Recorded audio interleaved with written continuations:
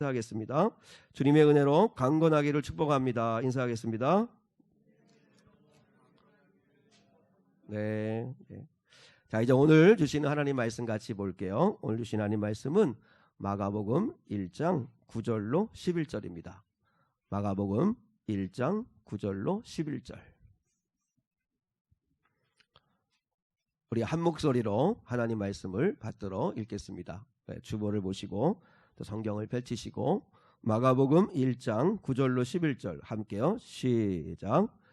그때에 예수께서 갈릴리 나사렛으로부터 와서 요단강에서 요한에게 세례를 받으시고 곧 물에서 올라오실새 하늘이 갈라짐과 성령이 비둘기같이 자기에게 내려오심을 보시더니 하늘로부터 소리가 나기를 너는 내 사랑하는 아들이라 내가 너를 기뻐하노라 하시니라. 아멘. 기뻐서 춤추시는 하나님이라고 하는 제목을 붙였습니다. 하나님께서 오늘 본문에 보니까 정말 크게 기뻐하시는 장면이 나옵니다. 너는 내 사랑하는 아들이요 내가 너를 기뻐하노라. 하나님께서 너무 기뻐하시는 이런 모습을 오늘 우리가 본문을 통해 보게 됩니다. 오늘 본문의 말씀 9절로 11절 3절밖에 안 되는데 사실 예수님이 세례 받으셨다라고 하는 이 말씀인데 이 말씀을 이렇게 묵상하고 또 묵상하는 가운데 하나님께서 이렇게 크게 기뻐하셨구나. 그러면 하나님께서 이렇게 크게 기뻐하실 때가 언제였나? 그러면 우리는 어떻게 하면 우리도 예수님처럼 하나님을 기쁘시게 해드릴 수 있을까 하는 그 깨달음과 은혜를 받게 되었습니다. 여러분, 언제 하나님이 이렇게 기뻐하셨죠? 예수님이 어떻게 하실 때 하나님이 크게 기뻐하셨나 하는 걸 우리가 한번 생각하기 원하고, 그러면 우리도 얼마든지 하나님을 기쁘시게 할 수 있는 방법을 예수님께로부터 배울 수 있다는 것이죠. 자, 첫 번째 우리가 하나님을 크게 기뻐할 수 있고 크게 기쁘게 해드릴 수 있는 길은 예수님은 세례 받으실 때였다는 거죠. 세례 받으실 때 하나님은 크게 기뻐하셨다라고 하는 것입니다. 그러면 도대체 세례가 뭐길래 주님이 세례 받으실 때 이렇게 하나님은 크게 기뻐하셨나? 너는 내 사랑하는 아들이고 내가 너를 기뻐한다. 이렇게 말씀하셨을까 하는 거죠. 세례는 여러 가지 의미를 가지고 있는데 첫 번째 세례가 가지고 있는 의미는 죄인이 받는 것입니다. 세례는 죄인이 내가 죄인이다라는 것을 깨닫고 그 죄를 사함받기 원하는 자가 받는 것이 세례입니다. 근데 의문이 하나 생기죠. 그러면 왜냐하면 예수님은 죄가 없으신데 왜 죄인이 받는 세례를 예수님이 받으셨을까? 라고 하는 거죠. 심지어 세례를 주는 요한도 너무 놀랐어요. 그래서 죄인인 내가 예수님께 세례를 받아야지 어떻게 내가 예수님에게 세례를 줄 수 있습니까? 그러면서 굳고 예수님을 만류합니다. 자, 마태복음 3장 13절로 14절 한번 같이 읽을까요? 같이 시작. 이때에 예수께서 갈릴리로부터 요단강에 이르러 요한에게 세례를 받으려 하시니 요한이 말려 이르되 내가 당신에게서 세례를 받아야 할 터인데 당신이 내게로 오시나이까. 뭐 당연한 거잖아요. 그죠? 왜냐하면 세례는 죄인이 죄를 씻음받기 위해서 받는 게 세례예요. 그러면 당연히 세례 요한이 예수님께 세례를 받아야죠. 우리가 죄인이니까. 근데 예수님이 요한에게 세례를 받으시러 오셨어요. 그때 만류하는 세례 요한에게 예수님이 뭐라고 말씀하셨냐면, 자, 15절 계속해서 봐요. 시작. 예수께서 대답하여 이르시되 이제 허락하라. 우리가 이와 같이 하여 모든 의를 이루는 것이 합당하니라 하시니 이에 요한이 허락하는지라. 여기서 중요한 말씀은 이와 같이 하여 모든 의를 이루는 것이 합당하다. 그러면 의가 뭐라는 거죠? 모든 의를 이루는 일이다 이게. 내가 너에게 세례를 받는 것은 이제 의를 이루는 일이다. 그러면 여기서 모든 의가 뭐죠? 하나님의 뜻이죠. 하나님의 뜻, 하나님의 계획. 예수 그리스도를 통해서 하나님이 하시고자 하시는 일, 그 뜻, 그게 뭐죠? 죄인을 구원하기 위함이죠. 그러면 죄인을 구원하기 위해서 예수님은 죄 없으신데, 그런데 죄인들이 받는 세례를 기꺼이 받는 게 그게 하나님의 뜻이라는 거죠. 여러분, 그러면 왜 예수님이 세례를 받으셨을까요? 죄인이 아닌데도 불구하고 왜 죄인이 받는 자리까지 내려가셨을까요? 그건 당연하죠. 너무 쉽죠. 죄인인 우리와 똑같은 입장이 되시려고 하시는 거죠. 죄인이 우리를 구원하셔야 되기 때문에 주님도 기꺼이 죄 없으시지만 죄인의 자리에 서시는 거죠. 성경에 보면 예수님을 향한 하나님의 뜻이 기록되어 있어요. 자, 요한복음 6장 40절 봐요. 요한복음 6장 40절 시작. 내 아버지의 뜻은 아들을 보고 믿는 자마다 영생을 얻는 이것이니 마지막 날에 내가 이를 다시 살리리라 하시니라.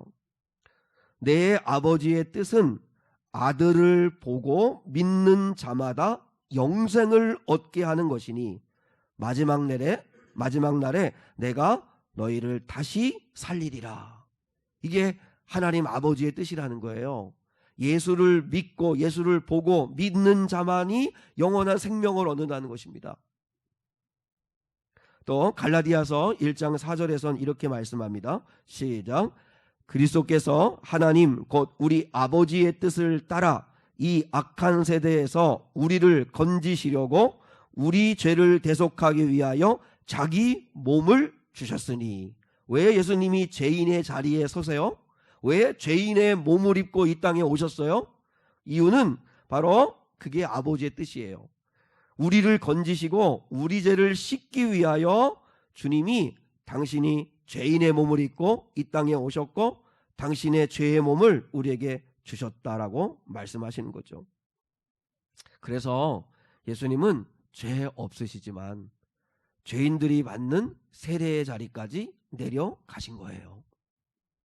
한 신학자가 예수님이 죄인들이 받는 세례를 받으신 거가 도저히 이해가 안 돼서, 그래서 이 말씀을 한참 묵상하고 연구하다가 머리 식힐 겸 이렇게 산책을 나갔다고 합니다. 산책하는 중에 개미들이 이렇게 한참 기어가는 걸 보는데, 개미들이 자기 몸집보다도 훨씬 더 큰 짐을 정말 힘들게 끌고 가더라는 거죠. 사람이 볼 때는 아무것도 아닌데 개미가 볼 때는 높은 언덕 같은 흙무더기를 자기 몸보다도 훨씬 더 큰 그 짐을 끌고 기어 올라가는 모습을 본 거예요.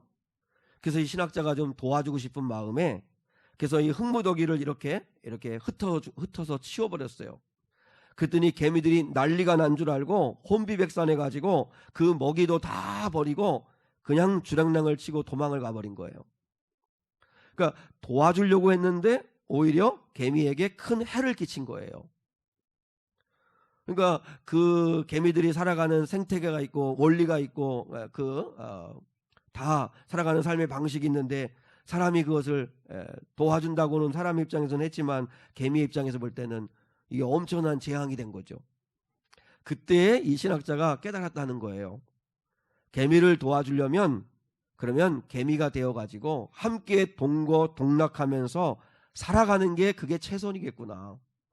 그저 사람의 입장에서 좀 힘있다고 개미를 도와준다는 그런 생각을 가지고 도와줘서는 그 개미 입장에서는 그게 도움이 아니더라는 거죠. 그러면서 예수님께서 죄인의 몸으로 이 땅에 오신 이유, 세례를 받으신 이유가 어렴풋이 이해가 되었다는 거죠.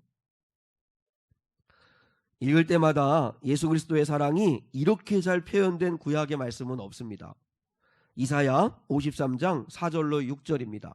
우리라고 하는 말을 여러분이 주목해서 한번 읽어보시면 좋겠습니다. 거기에 여러분의 이름을 넣어서 읽어도 딱 맞습니다. 자, 우리 이사야 53장 4절 6절 우리라고 하는 말을 주목하면서 한번 같이 읽어봐요. 시작. 그는 실로 우리의 질고를 지고 우리의 슬픔을 당하였거늘 우리는 생각하기를 그는 징벌을 받아 하나님께 맞으며 고난을 당한다 하였노라. 그가 찔림은 우리의 허물 때문이요 그가 상함은 우리의 죄악 때문이라. 그가 징계를 받음으로 우리는 평화를 누리고 그가 채찍에 맞음으로 우리는 나음을 받았도다. 우리는 다 양 같아서 그릇 행하여 각기 제 길로 갔거늘 여호와께서는 우리 모두의 죄악을 그에게 담당시키셨도다. 한마디로 예수님이 이 땅에 인간의 몸을 입고 오셔서 그 고난과 죽임을 당하신 이유는 우리 때문이다라는 이야기를 분명하게 하고 계시잖아요. 근데 죄가 뭐예요? 이 예수님의 사랑에 관심이 없어요. 예수님의 사랑에 관심이 없는 게 그게 죄예요. 하나님은 예수님을 통해서 우리의 질고를 지고 우리의 슬픔을 대신 당하고 우리의 허물, 우리의 상함, 또 우리의 어떤 그 징계, 우리가 채찍에 맞아 고통받고 우리의 질병, 그 모든 것들을 예수님이 대신 짊어지게 하셨는데, 근데 그 예수님의 사랑이 있는지도 모르고 예수님의 사랑을 이야기해도 들으려고 하지도 않고 관심도 없고, 그게 우리의 가장 큰 죄라는 거죠. 우리 때문에 예수님이 오셨고, 우리 때문에 예수님이 세례받으셨고, 우리 때문에 예수님이 십자가에 찢겨 죽으셨다고 분명히 말씀하시잖아요. 저는 이 말씀이 정말 실제적으로 믿어지는 은혜가 여러분에게 임할 수 있기를 축복합니다. 하나님이 우리를 보실 때 가장 기뻐하시는 게 뭔지 알아요? 하나님의 사랑을 깨닫고 내가 죄인임을 깨닫고 회개할 때, 세례받을 때, 세례는 물론 우리가 공식적으로 교회에서는 한 번 물세례 받는 거지만, 그러나 여러분이 날마다 내가 얼마나 연약한 죄인인지, 형편없는 사람인지 깨닫고 회개할 때 하나님은 너무나 기뻐하신다는 거예요. 앞서 말씀드렸지만 이옥 선교사라고 하는 그분이, 어제 저녁 때 간증하신 그분이, 그 탈북민들을 대상으로 선교하시는 그 선교사님이 일방적으로 막 듣든지 아니 듣든지 계속 선포하는 것 가운데 제일 듣기 싫었던 말이 죄인이란 말이었다잖아요. 죄인이라는 말. 내가 왜 죄인이야? 그 죄인이란 말이 제일 듣기 싫었다고 그러는데요. 은혜 받지 않으면 죄인이란 말이 제일 듣기 싫습니다. 근데 어느 순간에 은혜가 임하면 죄인이라고 하는 말에 눈물이 쏟아집니다. 왜요? 내가 죄인이어야만 그리스도의 사랑을 받아들일 수 있거든요. 주님이 내 죄 때문에 죽으셨다는데 내가 죄인이라는 게 인정이 안 되면 주님과 나는 상관이 없는 거죠. 하나님이 가장 기뻐하시는 게 죄인 한 사람이 회개하고 돌아오는 것이라고 누가복음 15장에서 말씀했어요. 자, 한번 같이 확인해 볼까요? 7절, 누가복음 15장 7절 같이요. 꼭 같이 한번 읽겠습니다. 시작. 내가 너희에게 이르노니 이와 같이 죄인 한 사람이 회개하면 하늘에서는 회개할 것 없는 의인 99으로 말미암아 기뻐하는 것보다 더하리라. 하나님이 정말 기뻐하시는 게 뭐예요?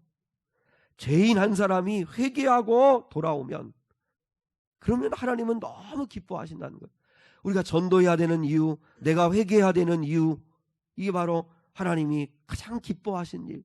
자, 10절 시작. 내가 너희에게 이르노니 이와 같이 죄인 한 사람이 회개하면 하나님의 사자들 앞에서 기쁨이 되느니라. 하나님은 하나님의 사자들 앞에서 춤추시며 기뻐한대요. 왜요? 죄인 한 사람이 회개하고 돌아오면, 한 사람이라도 더 구원받으면 주님은 춤추며 기뻐하신다. 자, 32절 시작. 이 내 동생은 죽었다가 살아났으며 내가 잃었다가 얻었기로 우리가 즐거워하고 기뻐하는 것이 마땅하다 하니라. 이게 탕자의 아버지의 고백이지만 우리 하나님 아버지의 고백 아니에요? 한 사람이 죽었다가 다시 살아났고 잃었다가 다시 얻었다. 그러니까 교회에서 가장, 우리가 성도들이 교회가 가장 기쁨은 잃어버렸던 영혼들이 돌아오고, 그리고 또한 새로운 영혼이 구원받아 돌아오고, 또 교회를 다니던 사람들 가운데 그리스도를 만나지 못한 사람이 그리스도를 만나게 되고, 그래서 거듭나고 변화될 때 하나님은 너무너무 기뻐하시는 거죠. 하나님이 가장 기뻐하시는 게 언제냐면 여러분이 죄인임을 깨닫고 그리고 회개하고 하나님께 돌아올 때입니다. 요한일서의 말씀처럼 날마다 우리는 죄를 자백하고 회개해야 합니다. 제가 중3 때 예수님을 만나고 난 후에 가장 큰 변화를 경험한 게 뭐냐면 내가 잘못했구나라는 걸 느꼈다는 것입니다. 그러니까 예수님을 만나기 전과 만나고 난 후가 달라졌어요. 부모님에 대해서는 늘 억울했습니다. 우리 다 그렇잖아요. 자녀들이 많고 하니까 늘 엄마 아빠는 나만 미워하는 것 같고 나만 차별하는 것 같고 형 누나만 좋아하는 것 같고 그런 상처를 가지고 있잖아요. 또 집안이 너무 가난한 게 크게 문제라고 생각을 했어요. 늘 돈을 꾸러 다녀야 되고 늘 가난한 생활을 해야 되고 하나님을 믿는다고 하는데도 물질의 복을 못 받는 것 같고, 그리고 부모님한테 늘 해준 게 뭐가 있느냐는 생각을 가지고 있었어요. 근데 주님을 만나고 은혜 받고 나고 난 다음에 가장 먼저 내 안에 생각이 바뀌었어요. 부모님에게 내가 너무 불효했구나 하는 생각을 했어요. 부모님의 희생이 그때 비로소 보이기를 시작했어요. 아니 뭐 부모님이 무슨 큰 죄인도 아니고 자식들을 위해서 왜 그렇게 희생하고 왜 그렇게 여러분 주고 또 줘야 돼요? 법이 그런 법이 어디 있어요? 근데 부모니까 사랑하니까 그저 말없이 아무 내색도 하지 아니하고 그저 주고 사랑하고 하는데 여러분 자녀들이 철들기 전엔 모르잖아요. 근데 은혜 받고 나니까 부모님의 마음이 너무 아프겠구나. 무슨 심부름을 시키면 싫다고 하고 그저 불순종하고 하는 게 너무 부모님에게 힘들게 하는 거였구나. 죄인이라는 게 깨달아지더라니까요. 여러분 은혜를 받으면, 따라하겠습니다. 은혜를 받으면 남을 향하던 생각의 칼끝이 나를 향하게 된다. 여러분 은혜 받으면 은혜 받기 전에는 생각의 칼끝이 늘 상대를 향해 갑니다.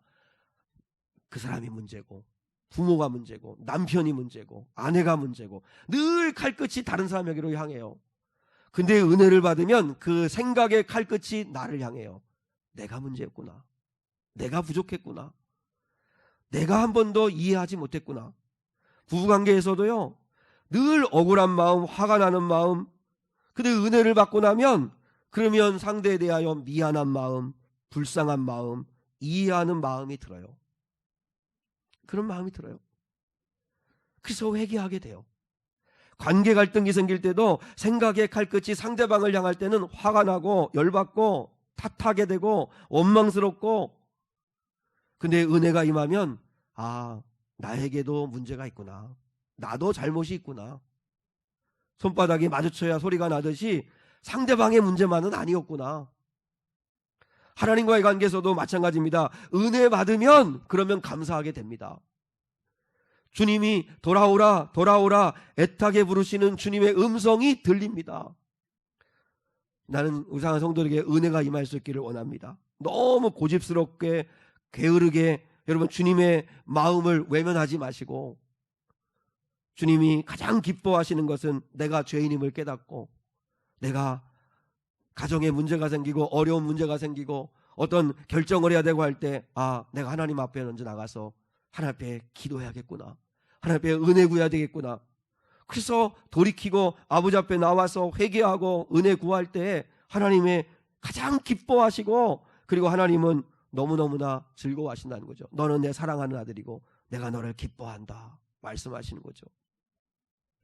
세례받는다는 또 하나의 의미는 뭐냐면 변화된 삶을 살겠다는 결단이에요.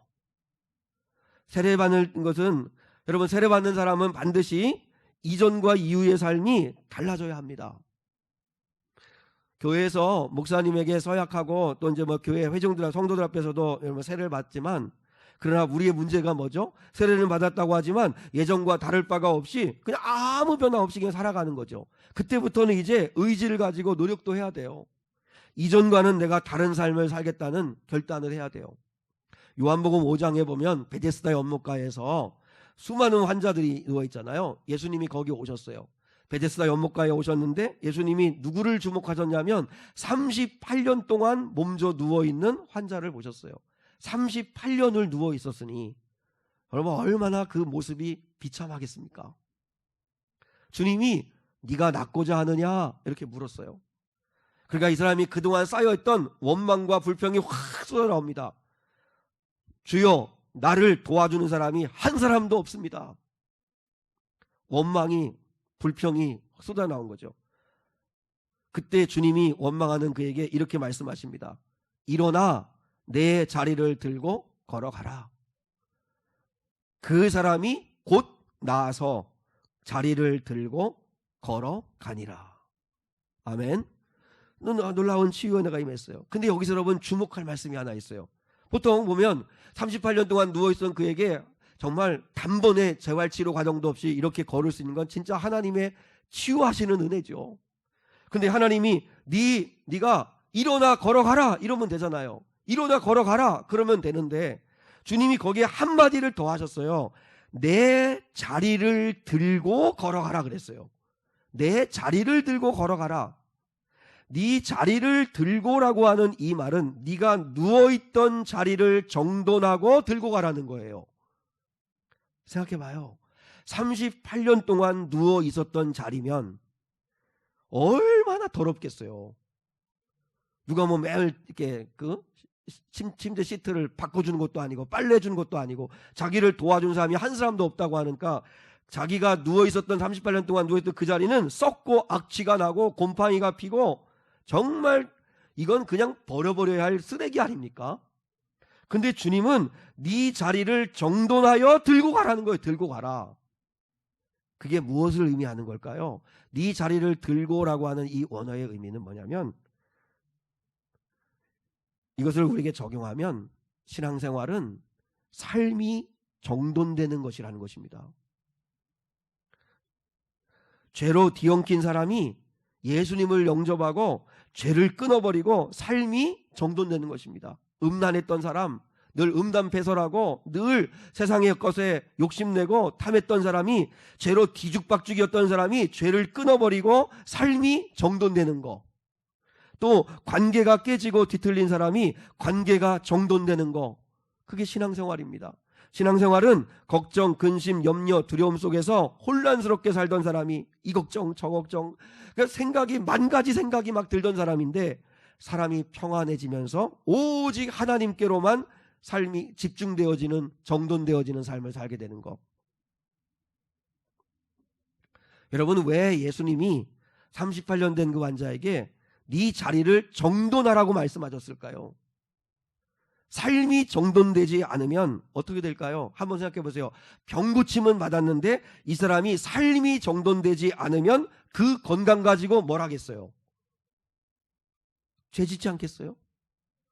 차라리 건강 없었으면 누워있으니까 죄는 안 졌을 텐데 오히려 건강 얻었으니까 그 건강 가지고 삶이 정돈되지 않은 사람이라면 그러면 죄 짓는 데 사용하지 않겠어요? 남을 해롭게 하고 자기를 망치는 일을 하겠죠. 그러니까 사랑 여러분, 신앙생활의 목적은 병고침이나 돈 문제 해결하는 데 두어서는 안 된다는 이유가 이겁니다. 언제나 주님을 먼저 인격적으로 모시고 삶이 정돈되고 난 뒤에 물질의 복을 받고 건강의 복을 받아야 그래야 그 건강 가지고 그 물질 가지고 영광 돌리는 데 쓰지. 그렇지 않으면 죄 짓는 데 쓰게 된다는 거죠.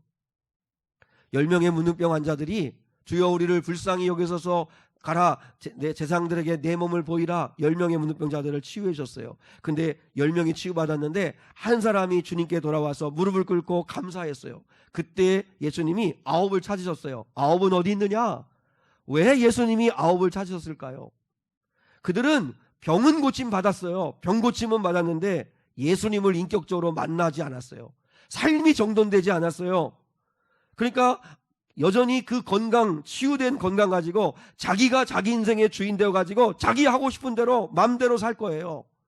차라리 여러분 문둥병일 때는 주여 나를 불쌍히 여기소서 하며 주님의 은혜 구하던 사람들이 건강 없고 주님과 상관없으면 뭐 하겠어요? 죄 짓고 살지 않겠어요?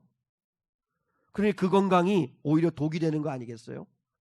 건강이 없을 때는, 아플 때는 주여 나를 불쌍히 여기소서 예수님께 기도하던 사람들이었는데, 근데 건강 없고 주님을 만나지 못하면 그 건강 가지고 죄 지는 데 사용하는 거죠.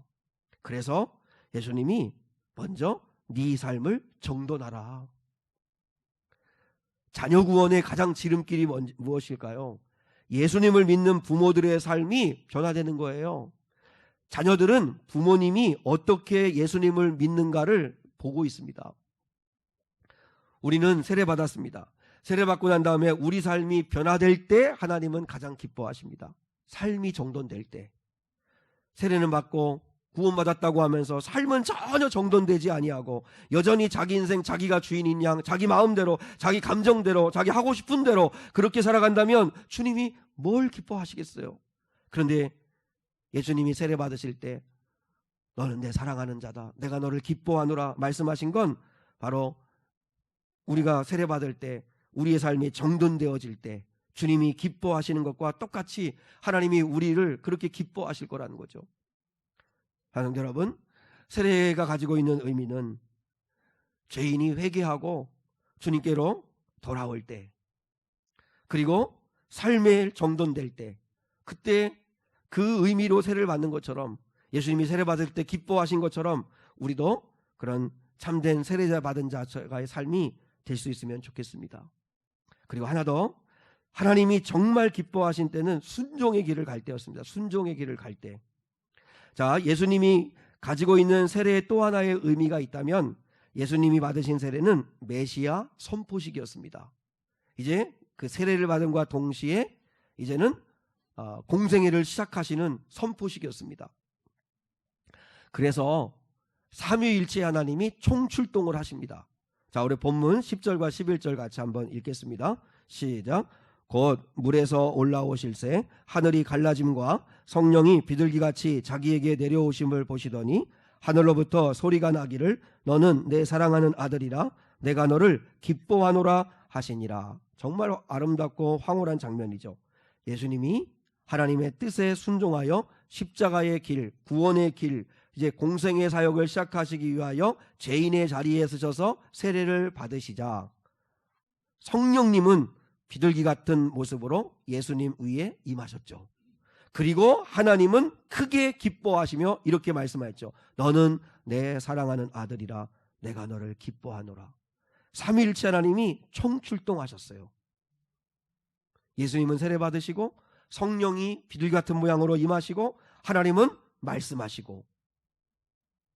언제요? 순종하실 때, 십자가의 길을 가시기 위하여 순종하실 때. 이 본문과 아주 유사한 장면이 한 군데 더 있어요. 변화산 위에서예요. 변화산 위에 이제 십자가를 지시기 얼마 있지 아니하고 예수님이 변화산에 야고보와 요한과 그 안드레를 데리고 이제 세 제자를 데리고 올라가셨는데, 그때 베드로와 야고보와 요한, 베드로와 야고보 요한 세 제자를 데리고 올라가셨는데, 그때 예수님이 호련히 변화되시면서 모세와 엘리야와 더불어 말씀을 나누셨어요. 근데 무슨 말씀을 나눴는지는 누가복음에 기록되어 있어요.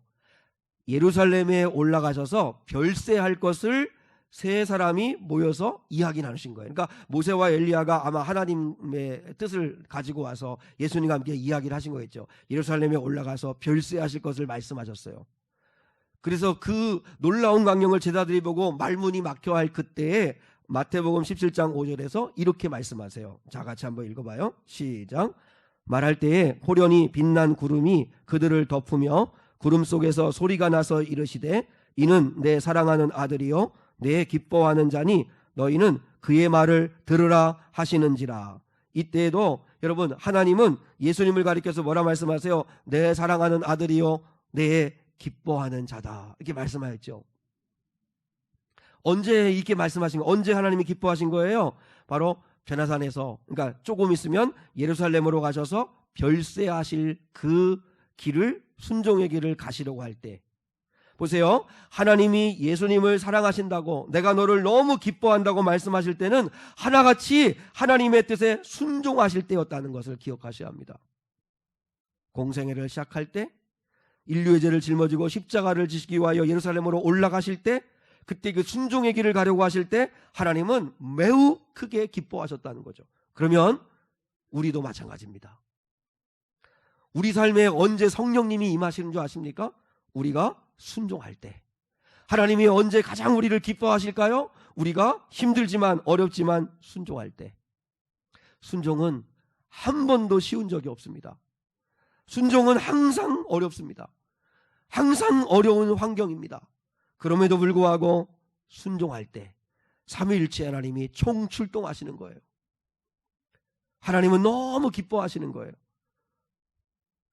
한국 기독교 역사상 하나님을 가장 기쁘시게 해드린 사람을 생각해 보면 손양원 목사님이십니다.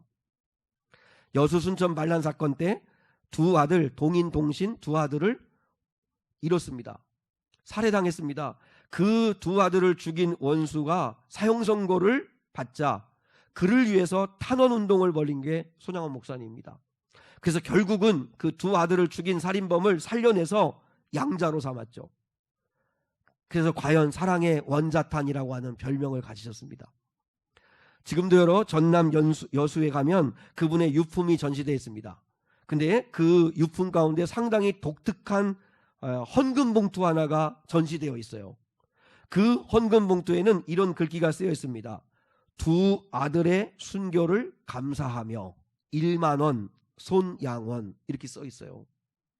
그 당시에 1만 원이면 엄청나게 큰 돈이죠. 장례 치르고 하나님께 감사해서 드린 예물인 것 같은데요. 두 아들의 순교를 감사하며 큰 액수의 그 헌금을 하나님께 드렸어요. 여러분 사실 두 아들이 죽었는데 뭘 감사할 수 있을까 생각이 드는데 이런 이야기를 들으면 우리가 요즘 이제 다니엘 기도회를 통해 매일 저녁마다 간증을 듣는데 은혜 가운데 내가 있으면 감동적이다. 눈물이 나고요. 나도 저렇게 한번 살아보고 싶다 하는 공감이 돼요. 근데 은혜가 메마르고 힘들면 은혜 받기보다는 반감이 일어나요. 반감이. 혹시 여러분이 이런 이야기를 들으면 혹시 마음에 막 반감이 일어나고 막 이렇게 그 치밀어 오르는 뭔가 이렇게 나쁜 게 있다면 아마 그러면 지금 내가 은혜가 메말라 있기 때문일 수도 있어요. 그런데 손양원 목사님이 이렇게 순종하는 게 쉬웠을까요? 절대 그렇지 않습니다. 치열한 내적인 갈등과 싸움이 있었습니다. 두 아들의 죽음 소식을 교회에서 기도하다가 들으셨대요. 기도하다가 들으셨는데 그때 하나님께 이런 기도를 드리고 자리에서 일어나셨다고 그래요. 하나님의 뜻이 있어서 제 아들 둘을 불러가신 것을 믿고 감사드립니다. 저는 도대체 어떻게 이런 기도를 할 수 있을까? 두 아들이 갑자기 학교에 잘 가는 그 아이들이 고등학교 아이들이 죽었다는 이야기를 들었는데 어떻게 그 즉시 하나님의 뜻이 있어서 제 아들들 둘을 불러가시니 하나님 감사합니다. 이렇게 할 수 있었을까? 도저히 나는 흉내도 못 낼 것 같아요. 그런데 제가 한 가지는 알 것 같아요. 한 가지. 뭐냐면 이건 부단한 연습과 노력에서 가능하게 되었다는 사실이에요. 하루아침에 감사가 되는 사람은 없어요. 저절로 감사되는 사람은 없어요. 우리 본성은 원망하고 불평하고 남을 탓하게 되어 있어요. 그럼에도 불구하고 자신의 본성을 거스리고 내 안에 계신 주님과 동행하면서 주님께 은혜를 구하면서 훈련하고 연습한 거예요. 억지로라도 감사하고 억지로라도 찬양하고 억지로라도 예배하면서 훈련을 하면서 조금씩 하나님의 은혜를 경험했기 때문인 거예요. 저는 사랑하는 성도들이 그래서 훈련해야 합니다. 그래서 신앙생활은 훈련입니다. 연습해보고 해봐야 되는 거죠. 우리가 잘 아시는 대로 그 아들 장례 예배를 치를 때 드린 감사 9가지의 감사는 너무 유명하죠. 그 감사 내용 가운데 나 같은 죄인의 혈통에서 순교의 자식이 나오게 하심을 하나님께 감사합니다. 우리 두 아이 미국으로 유학 가려고 했는데 미국보다 더 좋은 천국에 가게 하시니 하나님 감사합니다. 어떻게 이렇게 감사할 수 있었을까? 근데 그건 하나님이 범사에 감사하라 하시는 하나님의 말씀에 신뢰하고 믿었기 때문에 순종하려는 거였다는 거죠. 여러분 살다 보면 이렇게 좋아하는 사람의 부류 쪽 말고 좀 싫어하는 사람 쪽에도 세 부류가 있습니다. 좀 마음에 안 드는 사람이 있어요. 마음에 안 드는 사람. 뭐 죽일도록 미운 건 아닌데 그냥 마음에 안 드는 사람이 있어요. 그리고 조금 더 싫은 사람은 정말 싫은 사람이 있어요. 정말 밥맛인 사람이 있어요. 그리고 제일 안 좋아하는 사람은 원수예요. 원수가 있어요. 근데 하나님은 최고로 힘든 사람, 원수를 사랑하라고 하셨어요. 원수를 사랑하라. 그러니까 마음에 안 드는 사람, 싫어하는 사람은 뭐 더 말할 것도 없고 원수를 사랑하라고 말씀하시죠. 손양원 목사님은 그 말씀에 순종해 보려고 두 아들을 죽인 안재선이라는 사람을 양아들로 삼아요. 근데 여러분, 그 따님이 그렇게 고백을 했죠. 혼자 있을 때 아버지는 두 아이들이 너무 그리워서 하나님 앞에 많이도 울었대요. 혼자 있을 때. 왜 아버지니까 왜 안 그렇겠어요? 그분도 사람이고 그분도 연약한 사람인데 당연하겠죠. 그럼에도 불구하고 하나님의 말씀에 순종의 길을 갔다는 거죠. 저는 하나님이 손양원 목사님을 보시며 얼마나 기뻐하셨을까. 너는 내 사랑하는 아들이요 내가 너를 기뻐한다. 그렇게 말씀하지 않으셨을까요? 여러분은 주님을 기쁘게 해드리셔 본 적이 있으십니까? 주님이 고맙구나, 대견하구나, 잘했구나, 이런 적이 있으세요? 기억나세요? 저는 아브라함이 조카 롯에게 우리 친족이다, 싸우지 말자라고 하는 그 말씀에 은혜 받고, 그래서 저에 대해서 좀 오해하고 저를 싫어하는 분을 찾아가서 제가 용서를 구한 적이 있습니다. 용서를 구하고 나오는 길에 하나님께서 그렇게 말씀하시는 듯 했습니다. 고맙다, 잘했다. 그러니까 아마 예수님이 내가 너를 기뻐한다, 내가 너를 사랑한다 라고 말씀하신 그런 그 깊은 기쁨이 있더라고요. 기쁨이. 저는 그냥 흉내만 낸 거예요. 사실 솔직히 흉내만 낸 건데 하나님은 우리가 순종할 때 하나님은 기뻐하시더라는 거죠. 여러분, 말씀의 결론입니다. 우리의 꿈을 하나님이 기쁘시게 해드리는, 하나님을 기쁘시게 해드리는 것에 여러분의 삶의 목적을 한번 정해보시죠. 그렇게 하기 위해서는 내가 죄인임을 깨닫고 회개하고 내 삶을 날마다 정돈해 갈 때 하나님은 매우 기뻐하신다. 그리고 자기를 부인하고 순종할 때, 사랑할 때, 감사할 때 삼위일체 하나님은 총출동하셔서 기뻐하시고 내가 너를 사랑한다고 말씀하신다는 사실을 기억하고 여러분 힘들어도 좀 순종하세요. 그래서 예배하시고 기도하시고 다시 믿음 회복하시고 하나님 아버지 앞에 은혜 받으시고 그러면 여러분 생각의 칼날이 남을 향하지 아니하고 나를 향하게 되어 있습니다. 그리고 하나님 앞에 회개하게 되고 그럼 하나님은 회개하는 자를 기뻐하시고 은혜 부어주시고 회복시켜 주실 겁니다. 여러분의 뒤틀린 여러분의 모든 삶의 환경들 어떻게 풀어가야 할지 잘 모르시겠습니까? 하나님과의 관계만 푸십시오. 그러면 하나님이 나머지는 풀어 가실 것입니다. 할렐루야. 그런 은혜가 임할 수 있기를 주님의 이름으로 축복합니다. 찬송가 288장 예수를 나의 구주 삼고 우리 하나님 앞에 찬송 올려드리겠습니다.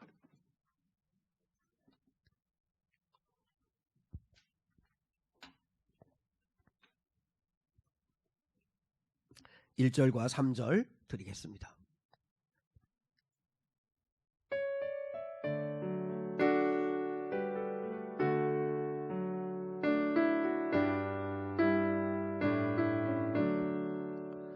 예수를 나의 구주 삼고 성령과 피로써 거듭나니 이 세상에서 내 영혼이 하늘의 영광이도다. 이것이 나의 간증이요 이것이 나의 찬송일세. 나 사는 동안 끊임없이 구주를 찬송하리로다. 주 안에 기쁨 누림으로 마음의 풍랑이 잔잔하니 세상과 나는 간 곳 없고 구속한 주만 보이도다. 이것이 나의 간증이요 이것이 나의 찬송일세. 나 사는 동안 끊임없이 그 주를 찬송하리로다.